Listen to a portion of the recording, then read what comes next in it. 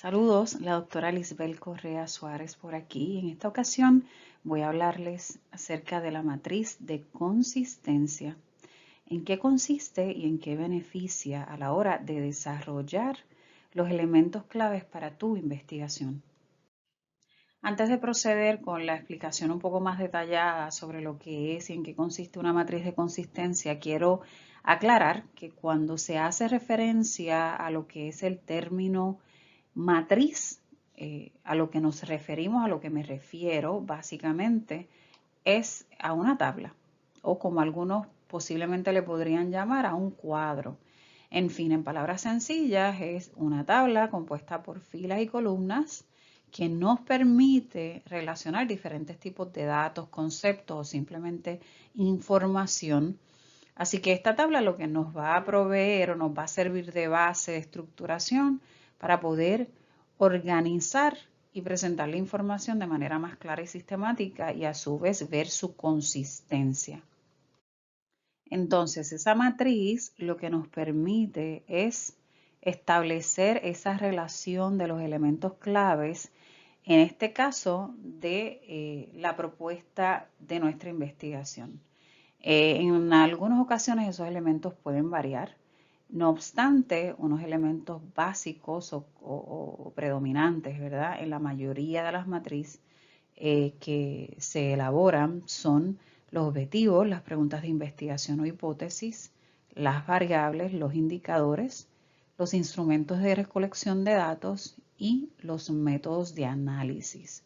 Así que el propósito principal es asegurar que exista una relación directa y clara entre lo que se pretende investigar, cómo se va a medir y cómo se van a analizar los datos o la información. Así que en este caso es establecer esa congruencia perfecta entre los elementos claves que se describen en tu investigación. Entonces, ¿por qué es importante elaborar o hacer el ejercicio de elaboración de una matriz de consistencia? Bueno, algunos que no estén acostumbrados a trabajar con documentos tan extensos como por ejemplo la disertación que contempla por lo general 5 capítulos, a veces se les hace un poquito difícil o desafiante en llevar una consistencia en la presentación de la información como también su alineamiento.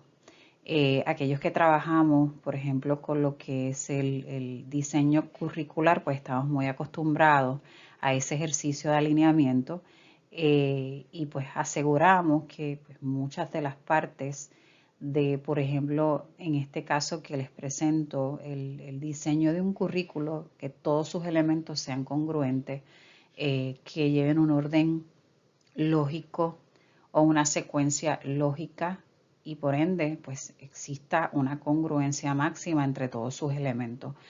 No obstante, en algunos casos pues este ejercicio no es sencillo. Así que, ¿por qué es importante? Y es algo que en muchas ocasiones es recomendable para así entonces de alguna forma lograr que toda la información que se presenta esté focalizada, sea coherente, consistente y se describa de manera clara y con exactitud, pues básicamente es a través de una matriz de consistencia. Así que primeramente es importante porque te permite tener mayor claridad y focalización durante la elaboración de estos elementos.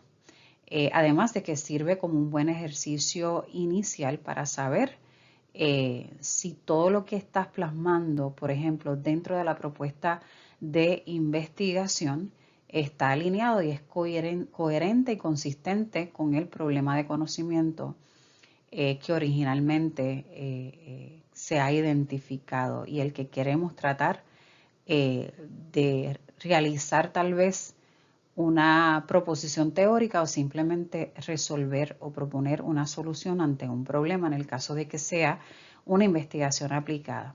Así que la claridad y la focalización es muy importante ya que te permite llegar a una definición precisa del propósito o los objetivos de la investigación. asegurando entonces que esas preguntas también que futuramente vas a redactar estén estrechamente ligadas con este. Así que en otras palabras, esto garantiza que exista esa relación o esa estrecha relación entre preguntas, variables e indicadores y que a futuro también el diseño de ese instrumento o la selección del instrumento sea ideal para medir lo que se pretende en este caso.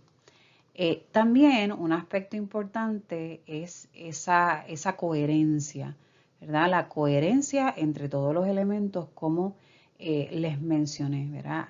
Asegurar que exista una congruencia máxima, oportuna entre todos los elementos, pero adicional que nos permita o que nos sirva de guía para la verificación también de los métodos de recolección y el análisis de datos en congruencia con su alineamiento con las preguntas de investigación, lo que nos permite a futuro también responderlas de manera adecuada. Así que dentro de esto, el establecer claramente esta coherencia nos permite evitar esas desviaciones, que nos vayamos fuera del foco principal o el propósito de la investigación. Así que al tener esa estructura clara, como investigador o investigadora puedes evitar desviarte del enfoque principal de la investigación. De esta forma, aseguras que todos los componentes, como ya he enfatizado, estén alineados de inicio a fin, ¿verdad? Desde el principio, en la introducción del planteamiento del problema, básicamente en ese capítulo 1, hasta el final en el capítulo 5, donde entonces vas a describir esas recomendaciones y conclusiones. La matriz, por lo general, es un documento flexible, donde sus elementos pueden variar.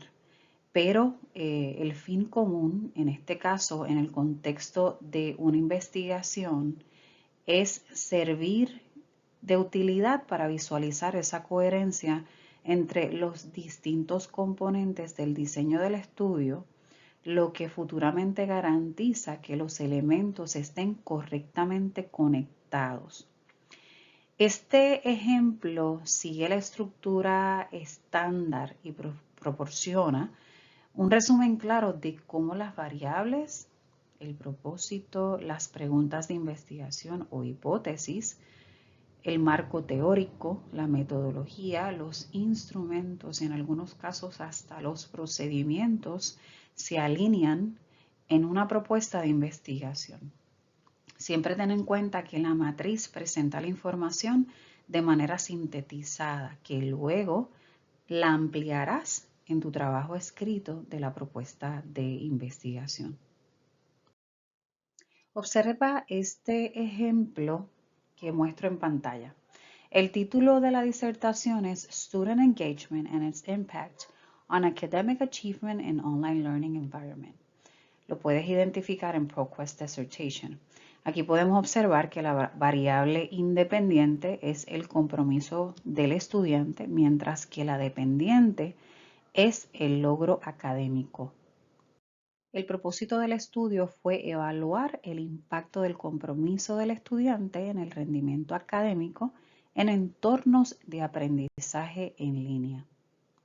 Para la investigación y en congruencia con las variables y el propósito, se describen o se propusieron, en ese caso, 3 preguntas de investigación.